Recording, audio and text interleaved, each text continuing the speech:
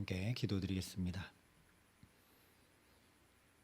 아버지 하나님, 오늘도 오직 주님만 우리의 소망 되어 주시기에 우리가 낙심치 않고 피곤치 않고 곤비치 않고 믿음 가지고 담대히 이 복된 날을 주와 함께 살아감에 부족함 없도록 이 시간 주의 생명의 말씀으로 주님의 성령으로 우리를 붙드시고 역사하여 주시옵소서.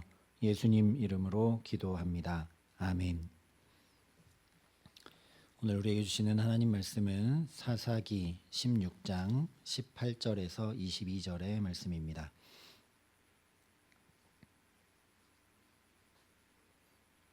사사기 16장 18절부터 22절의 말씀을 봉독해 드리겠습니다. 하나님의 말씀입니다.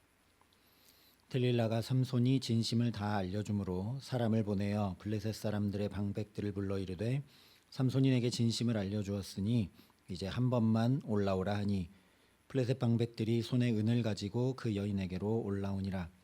들릴라가 삼손에게 자기 무릎을 베고 자게 하고 사람을 불러 그의 머리털 7가닥을 밀고 괴롭게 하여 본즉 그의 힘이 없어졌더라. 들릴라가 이르되 삼손이여 블레셋 사람이 당신에게 들이닥쳤느니라 하니 삼손이 잠을 깨며 이르기를 내가 전과 같이 나가서 몸을 떨치리라 하였으나 여호와께서 이미 자기를 떠나신 줄을 깨닫지 못하였더라. 블레셋 사람들이 그를 붙잡아 그의 눈을 빼고 끌고 가사에 내려가 돛줄로 매고 그에게 옥에서 뱃돌을 돌리게 하였더라. 그의 머리털이 밀린 후에 다시 자라기 시작하니라. 아멘. 삼손이 진심을 드러내서 큰 힘이 무엇으로 말미암아 생기는지를 들릴라에게 모두 다 이야기했습니다. 평소와 다르다는 것을 느낀 들릴라가 블레셋 방백들을 올라오라 이야기했고 방백들도 약속했던 2억을 호가하는 은을 가지고 와서 매복했습니다. 준비를 마친 들릴라가 삼손을 깊이 잠들게 만든 다음에 그의 머리털 7가닥을 밀었습니다. 이것을 수많은 머리털 중에 7가닥을 밀었기 때문에 삼손이 머리 밀린 것을 인지하지 못한 것이라 이야기하기도 합니다. 하지만 들릴라가 겨우 머리카락 7가닥 밀고 삼손을 그 다음에 힘이 있는지 없는지 괴롭게 하여 시험해 보았다는 것은 앞뒤가 맞지 않습니다. 앞서 들릴라는 삼손이 힘이 여기서 난다, 나를 이렇게 하면 힘쓰지 못한다 라고 말한 그대로 줄들로 묶거나 머리털을 배틀에 짜고 블레셋 사람들이 들이닥친다고 했지 7줄로 묶어라 그랬는데 7줄 중에 먼저 한 줄 묶고 나서 시험해보고 또 머리털을 배틀로 짜라 그랬는데 몇 가닥만 배틀로 짠 다음에 시험해보고 그런 적이 없기 때문입니다. 학자들도 나실인으로서 머리를 자른 적 없는 삼손이 아마도 머리카락을 7가닥으로 따 묶은 것이라고 이야기합니다. 그리고 여기 밀다라는 말은 기본적으로 과일을 이렇게 깎다라는 의미이기 때문에 상징적으로 황폐하다라는 의미로도 사용되는 말입니다. 무엇보다 똑같은 단어가 나병환자 정결규례를 말씀하는 레위기 14장에 이렇게 쓰였습니다. 7째 날에는 그는 모든 털을 밀되 머리털과 수염과 눈썹을 다 밀고 그의 옷을 빨고 몸을 물에 씻을 것이라 그리하면 정하리라. 깨끗하게 다 없애는 의미로 밀다라는 단어가 쓰였습니다. 그러니까 들릴라가 밀었던 7가닥은 완전수 7, 삼손의 머리카락 전체를 이야기하는 것이죠. 물론 우리가 이미 함께 살펴봤듯이 머리카락이 밀렸느냐 아니냐의 문제가 아니라 하나님께서 삼손과 함께 하시느냐 아니냐의 문제입니다. 그런데 20절 말씀대로 하나님께서 삼손과 함께 하시는 것이 아니라 이미 삼손을 떠나셨습니다. 그러니까 들릴라에게 비밀을 누설했느냐 아니냐의 문제가 아니라 삼손이 하나님의 말씀에 순종했느냐 아니냐의 문제라는 말씀이죠. 우리가 하나님의 말씀에 순종하고 그의 말씀을 청종하고 준행할 때 하나님과 함께 할 수 있기 때문입니다. 아무리 옆에 있어도 그 사람 말 듣지 않고 내 마음대로만 하면 동행이 결코 될 수 없기 때문입니다. 후에 이스라엘 초대왕 사울도 하나님의 말씀에 불순종하게 되자 하나님께서 사울을 버리셨고 여호와의 영이 그에게서 떠났습니다. 그리고 무엇보다 중요한 것은 그렇게 하나님께서 함께 하시지 않게 되자 사울에게 비참한 삶이 펼쳐지고 말았다는 사실이죠.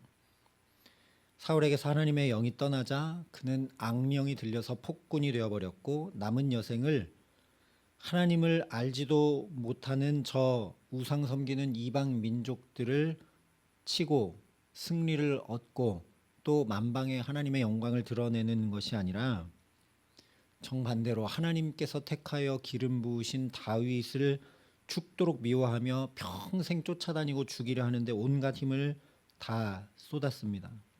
그렇게 한평생 불안했고 불쌍한 삶을 살고 말았습니다. 오늘 삼손도 마찬가지입니다. 하나님의 영이 그를 떠나자 그의 힘이 없어져서 자기가 말한 그대로 다른 사람들과 같이 약해져 버리고 말았습니다. 결국 21절에 블레셋 사람들이 그를 붙잡아 그의 눈을 빼고 끌고 가사에 내려가 놋줄로 매고 그에게 옥에서 맷돌을 돌리게 하였더라 말씀합니다. 일단 이것은 하나님과 상관없이 살아온 삼손의 삶의 결과죠. 사사로 부름받았음에도 이스라엘을 구원하기 위해서는 하나님 주신 그 힘을 단 한 번도 이스라엘을 구원하기 위해 사용하지 않고 대부분 개인적 원한과 복수를 위해 힘을 사용했기 때문입니다. 또한 나실인으로 택함받았음에도 불구하고 부정한 주검도 가까이 하고 포도주와 독주도 마시고 여인들을 가까이 하면서 정결이나 거룩과는 상관없는 삶을 산 결과라는 것입니다. 그런데 이것이 그저 그렇게 하나님과 상관없이 살아온 삶, 그 결과, 즉 자업자득의 결과를 얻게 된 것이라면 우리에게는 아무 소망이 없습니다. 또한 그래서 삼손이 하나님과 그렇게 하등의 관계없이 자기 마음대로 자기 소견에 옳은 대로 살았기 때문에 그 결과로 두 눈이 뽑혀버리게 되고 놋줄에 묶여서 옥에 갇혀 맷돌을 돌리는 비참한 신사가 되었다고 하면 그야말로 하나님과는 그냥 아무 상관없고 타 종교에서 말하는 것처럼 자기 스스로 죄의 업보를 쌓고 그 업보를 얻은 결과일 뿐일 것입니다. 그러나 우리는 여기서 그야말로 가슴 찢어지는 애절함으로 끝까지 삼손을 붙드시고 어떻게든 그가 멸망하지 않게 하시려는 하나님의 마음을 볼 수 있어야 합니다. 이것이 사사기 전체의 주제죠. 사사기의 반복은 그렇게 형편없고 그렇게 하나님을 떠나고 그렇게 자기 소견에 옳은 대로 매번 행하는 이스라엘을 하나님 결코 놓지 않으신다는 말씀이기 때문입니다.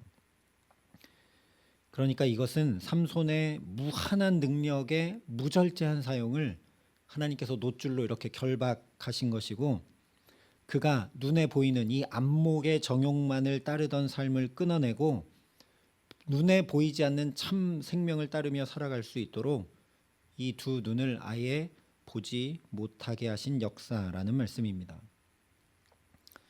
그저 짐작해 보거나 또는 이런 참혹함도 어떻게든 하나님의 섭리다라고 꿰어 맞추려는 것이 아닙니다.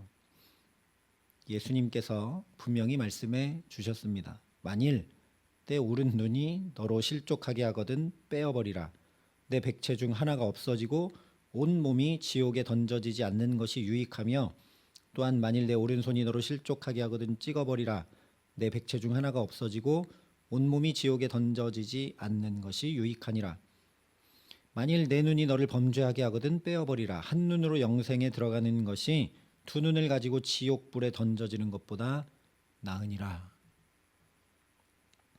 예수님 말씀해 주신 이 말씀이 그저 하나님 나라에 들어가는 게 얼마나 중요한 줄 깨달아 알도록 말씀해 주시기 위해 극단의 경우를 예로 들어서 눈으로 보고 범죄하느니 그냥 눈을 뽑아버리고 안 보고 하나님 나라에 들어가는 게 낫다. 말씀으로 강조해 주시기 위한 것이라면 그야말로 그냥 말에 불과할 겁니다. 그러나 오늘 삼손의 경우에서 분명히 보게 되듯이 여인의 외모만 탐하고 보여지는 것들에만 치중하며 보이지 않는 하나님의 역사와 부르심과 택하심과 은혜를 볼 줄 모른 채 계속 영적 내리막길을 걷는 것을 그냥 두실 수 없는 하나님께서 너무 안타깝지만 너무 고통스럽지만 특단의 조치를 내리셔서라도 삼손을 붙들고 계신 것이라는 말씀입니다. 그가 망하고 그가 멸망의 길을, 사망의 길을 걷게 하지 않게 하시기 위함입니다. 성경을 보면 하나님은 언제나 이렇게 역사해 주셨습니다.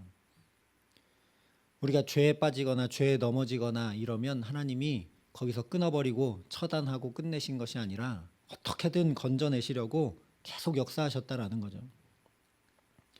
하나님께서 잔인하시거나 매정하셔서가 아니라 우리 인간이 스스로 언제나 죄의 굴레를 벗어날 줄 몰랐기 때문입니다. 아브라함이 평생 벗어나지 못했던 굴레 중에 하나가 바로 상속자 아들의 문제였습니다. 그래서 아브라함이 이것을 끊어낼 줄 모르고 이걸 끊어내야 하나님을 바라보고 약속하신 하나님의 자녀 이삭을 주실 것을 믿음으로 나아갈 텐데 이걸 끊어내지 못하니까 거의 아들처럼 생각했던 조카 롯이 끊어져 나갑니다. 그 다음에는 하갈을 통해 낳은 이스라엘에게 푹 빠져서 하나님과의 관계가 끊어지게 되자 하나님 앞에 행하여 완전하라 하시면서 이 하갈과 이스마엘도 쫓아내도록 하십니다. 그러니까 백세에 얻은 자기 아들 이삭에 대해서 아브라함이 어떻게 빠져 지냈을지는 더 말할 필요도 없겠죠. 그래서 실제 하나님께서 아브라함에게 모리아 산에 가서 독자 이삭을 드리라 하십니다. 그렇게 해서라도 필요한 모든 것을 미리 하시고 온전히 예비하시는 여호와 이레 하나님을 분명히 알고 믿음으로 살아가도록 붙드시기 위함이었습니다. 야곱도 계속 움켜쥐고 자기 마음대로 하고 욕심을 채우려고 하는 그 반복되는 죄에서 돌이키지 못하죠. 그러자 결국 야복강의 그 밤에 주님께서 야곱의 환도뼈라도 부러뜨리셔서 평생 그가 절름발이로 살더라도 야곱이 아니라 세 사람 이스라엘로 살기를 안타까이 원하셔서 역사하셨습니다. 이스라엘이 다 망하고 성전도 무너지고 이방의 포로로 끌려가도록 하신 것도 마찬가지 역사죠. 그냥 다 망하게 하셔도 하나님 아무 상관없는데 그들이 포로로 끌려가서 거기서 깨달아 알고 하나님의 말씀대로 거기서 회개하면 또 회복시켜 주실 것들을 분명히 소망하면서 하나님의 백성 이스라엘로 거룩한 삶, 하나님의 백성으로 살아가도록 하신 역사라는 겁니다. 그런 것이 아니라면 전능하신 하나님께서 이스라엘이나 또는 믿음의 족장들을 고통스럽게 하고 벌 주고 망하게 하는 것 외에 아무것도 아닌 이상한 일이 되고 마는 것입니다. 이처럼 우리가 하나님을 바라볼 줄 모르고 다른 것에 빠져 살게 되는 여러 가지 죄악들을 하나님께서 어떻게든 끊어내 주시기 위해 이런저런 일들로 역사하시고 사사기에서는 사사들을 보내주시고 또 보내주셨고 또 이후에는 선지자들을 보내고 또 보내주셨던 것입니다. 그래도 되지 않으니까 하나님께서 어떻게 하셨느냐? 결국 당신의 독생자를 내어주시고 우리를 살려주신 분이 바로 우리 아버지 하나님이십니다. 우리가 느낄 때 고통이고 심판인 것 같은 것을 통해서라도 우리 죄를 끊어내 주시기 원하셨는데 우리가 그렇게 해도 끊어내지 못하고 죄의 굴레를 벗어나지 못하니까 하나님의 독생자 예수 그리스도를 보내주셔서라도 우리의 죄를 완전히 도말해 주신 분이 우리 아버지 하나님이십니다. 그렇기 때문에 오늘 삼손의 이야기도 두 눈이 다 뽑히고 결박당해 맷돌 돌리며 수치당하는 이야기로 끝나지 않는 것입니다. 22절에 그의 머리털이 밀린 후에 다시 자라기 시작하니라 말씀합니다. 우리의 어떠함과 상관없이 심지어 삼손처럼 하나님께서 택하신 징표인 머리를 다 밀렸다 할지라도 우리를 놓지 않으시고 회복시키시며 택하시고 부르신 사명과 소명의 자리로 또 이끄시고 붙드시는 분이 하나님이심을 분명히 알라는 말씀입니다.